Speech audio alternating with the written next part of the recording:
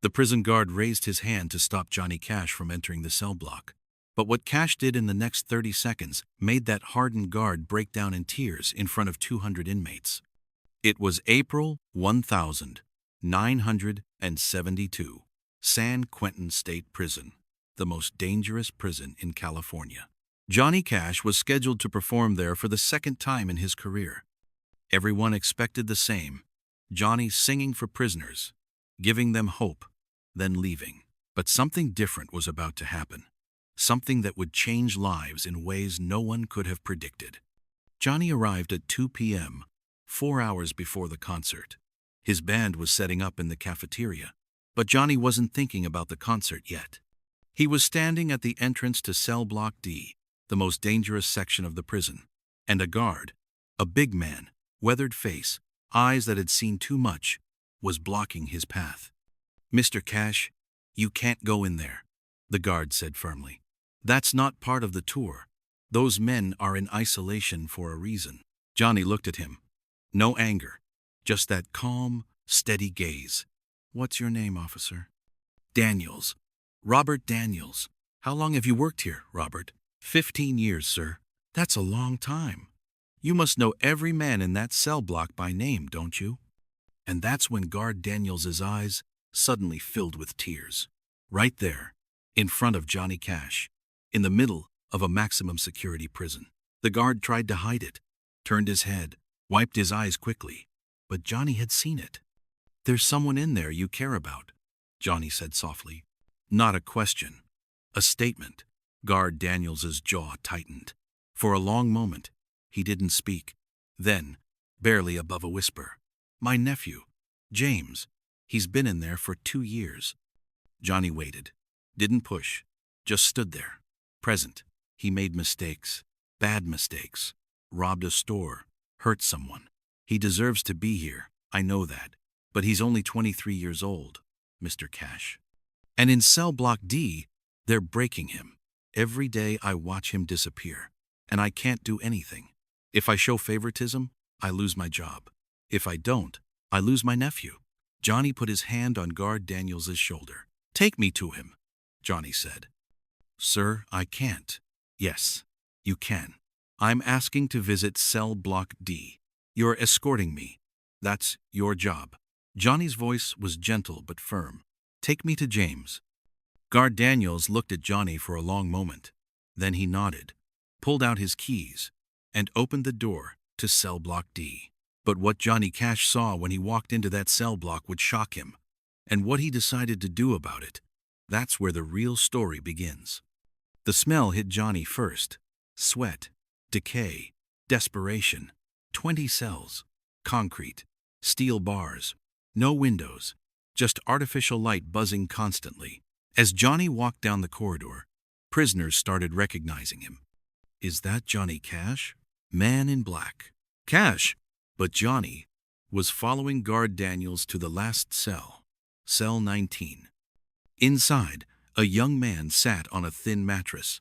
Dark hair, hollow eyes, too thin. He looked up and froze when he saw who was standing outside his cell. "James," Guard Daniels said quietly, "you have a visitor." James stood up slowly, confused. "Uncle Rob? Who is?" "Hello, James," Johnny said. "My name is Johnny Cash." The young man's eyes went wide. "I know who you are. But why?" Johnny looked at Guard Daniels.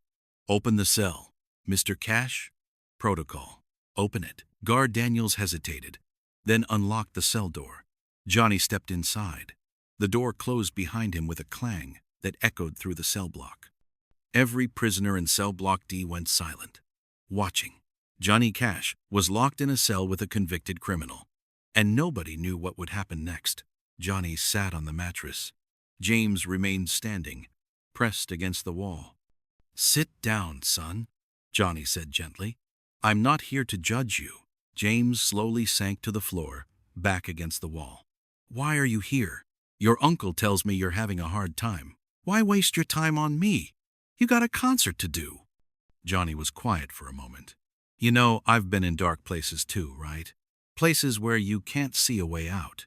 Places where you think maybe you don't deserve one."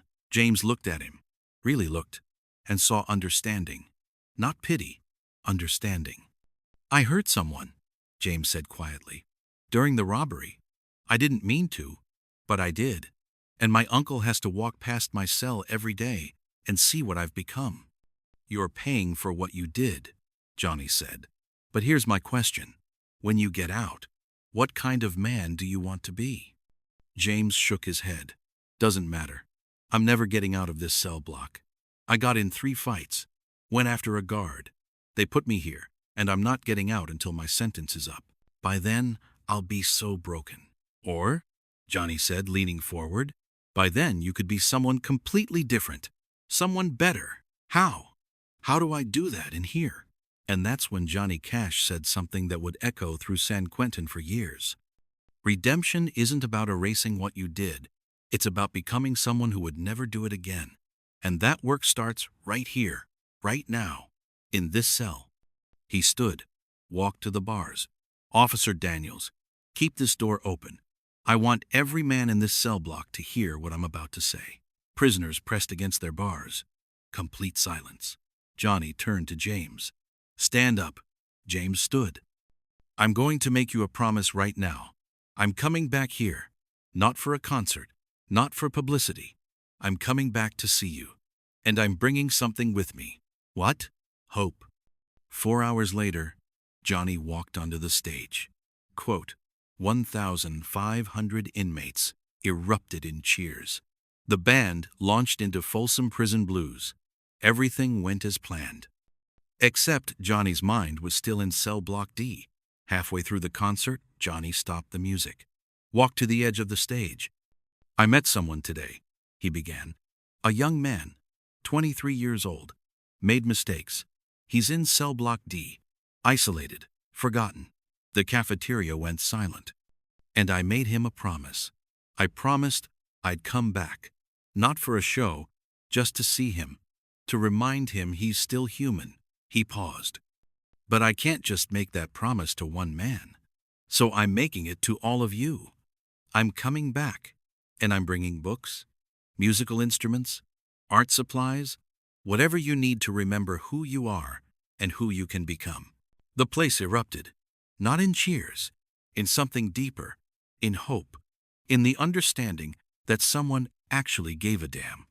Johnny returned to San Quentin 6 times that year. No cameras, no press, just Johnny, his guitar, and boxes of supplies. He spent hours in cell block D, teaching James guitar, bringing books, but more importantly, just being present, showing up. James began teaching other inmates guitar. The prison approved it because it reduced violence. Men who were fighting started making music together. Guard Daniels watched his nephew transform, not overnight, but slowly, genuinely. The hollow look faded. James started smiling again. 3 years later, James was transferred out of cell block D. His behavior improved so dramatically, they moved him to minimum security. He became a model inmate, led music programs, mentored younger prisoners. When he was released in 1980, Johnny Cash was there at the prison gates, with a guitar case. "This is yours," Johnny said. "You've earned it." Inside was a beautiful acoustic guitar and a note. "Keep playing, keep growing, keep becoming, J.C." But here's what will shock you. What James did with that guitar changed everything. James Daniels never went back to prison. He became a music teacher, worked with at-risk youth, spent 30 years helping kids heading down the path he'd walked. In 1995, he founded the Second Chance Music Program, bringing instruments and music education to prisons across California. The idea was simple. Everyone deserves someone who believes in them. When Johnny heard about it, he called James. "You did it," Johnny said, emotional. "You took that pain and turned it into something beautiful." "You showed me how," James replied. "That day you walked into my cell. You didn't have to, but you did, and it saved my life." "No," Johnny said quietly. "You saved your own life. I just reminded you that you could." By 2015, James's program had reached over 10,000 inmates. Recidivism rates for participants dropped by 60%. Lives changed. families reunited, hope restored. And it started because a prison guard cried in front of Johnny Cash, and Johnny decided to do something about it. In 2003, 1 year after Johnny died, James received a package. Inside was a letter in Johnny's handwriting, held by his estate, with instructions to deliver it after his death. Dear James, if you're reading this, I'm gone, but I wanted you to know something. That day in Cell Block D changed my life as much as yours. You reminded me why I do what I do, why I visit these prisons. It's not about the music, it's about seeing people, really seeing them. Not their mistakes, their potential, their humanity. You showed me that change is possible, that redemption isn't just a word in a song, it's a choice you make every day.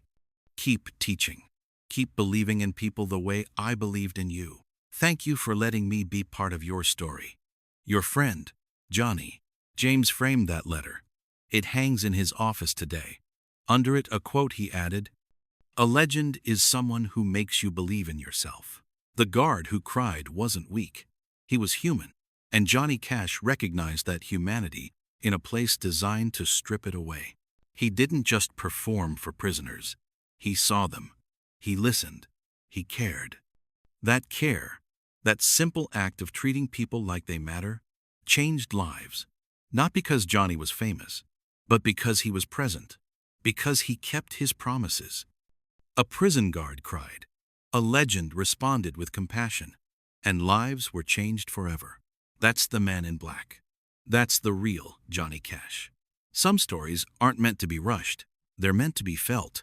This wasn't just a story about Johnny Cash. It was a story about compassion, second chances, and what happens when someone decides to truly see another human being. If stories like this matter to you, stories about redemption, humanity, and quiet moments that change lives, subscribe to the channel, because here, we don't just tell stories, we remember them.